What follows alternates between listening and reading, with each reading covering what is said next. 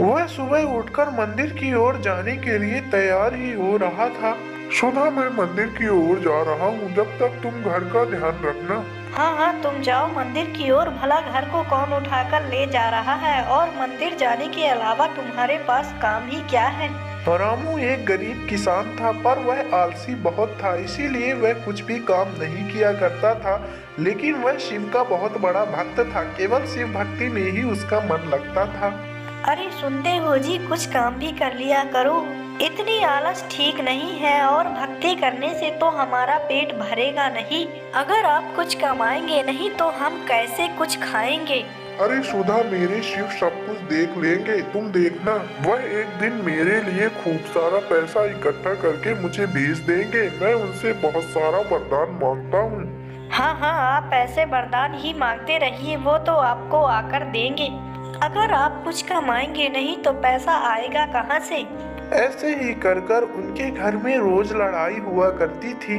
अक्सर घर में अनाज ना रहने के कारण उन्हें कुछ दिन भूखा ही रहना पड़ता था। ऐसे ही वह प्रतिदिन रोज सवेरे उठकर शिव जी के मंदिर जाया करता था और भगवान शिव की पूजा करता था और उनसे पैसों का वरदान मांगा करता था। परंतु वह काम कुछ नहीं किया करता था। इसी आलस की वजह से उसे घर में कुछ खाने के लिए भी नहीं मिलता था। तभी एक दिन कैलाश पर्वत में माता पार्वती भगवान शिव से कहती हैं कि हे भोलेनाथ, ये आपका इतना बड़ा भक्त है, फिर भी इसे भूखा रहना पड़ता है। आप कुछ इसकी मदद क्यों नहीं करते हैं? मैं क्या करूं देवी, ये तो मेरा बहुत बड़ा भक्त है, पर मैं कर भी क्या सकता हूँ। ये तो कुछ कर्म ही नहीं करता, केवल आलसीपन के कारण इसने अपनी जिंदगी को नर्क बना के रखा हुआ है। मैं इसकी मदद भी क्या कर सकता हूँ। परंतु प्रभु, आप अपने भक्त को भूखा भी तो नहीं रख सकते। हाँ हाँ देवी, आप ही कोई तरकीब बताइए। प्रभु, आप ही ऐसा क्यों नहीं करते हैं कि आप पृथ्वी लोक जाकर इसकी कुछ मदद कर दें? भोलेनाथ माता पार्वती की बात को मान लेते हैं और वह पृथ्वी लोक पर उतरते हैं। जैसे ही वह पृथ्वी लोक पर आते हैं तो वह एक साधु का वेश धारण कर लेते हैं।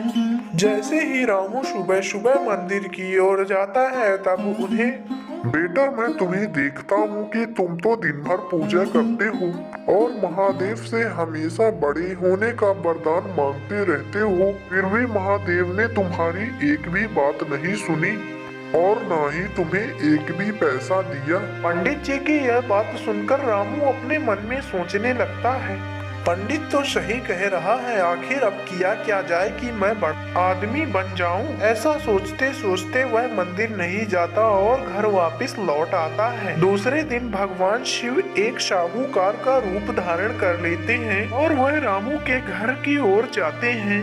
अरे रामू, घर पर ही हो क्या? हाँ हाँ सेठ जी, आपको आज मेरे घर कैसा आना हुआ? अरे रामू, मैं ये कह रहा था कि बरसात का सीजन आने ही वाला है। अगर तुम मेरे खेत को जोत कर बोओगे तो मैं तुम्हें इसमें आधा पैसा दूंगा। रामू मन में सोचने लगता है कि चलो, भगवान शिव ने तो अभी पैसा दिया ही नहीं, चलो सेठ का ही कुछ काम करके पैसा कमाया जाए।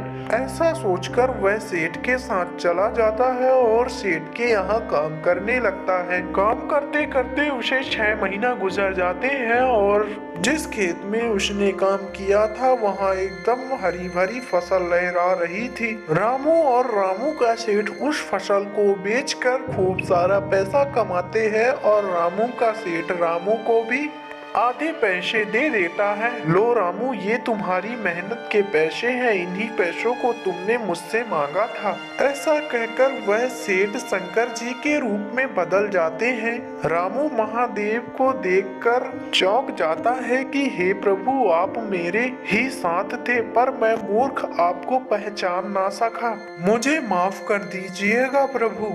नहीं रामू, मैं अपने भक्त को कभी निराश नहीं करता। तुम बिना कर्म किए ही फल की इच्छा कर रहे थे, जो कि मुमकिन नहीं था। अगर तुम अपने कर्मों की तरह मेहनत करते हो तो तुम्हें सफलता अवश्य मिलेगी। ऐसा कहकर महादेव अपने कैलाश वापिस चले जाते हैं। अब किसान समझ चुका था कि उसे बिना मेहनत किए पैसों की प्राप्ति नहीं हो सकती, इसीलिए उसने बहुत खेत पर मेहनत की और वह बहुत बड़ा आदमी बन गया।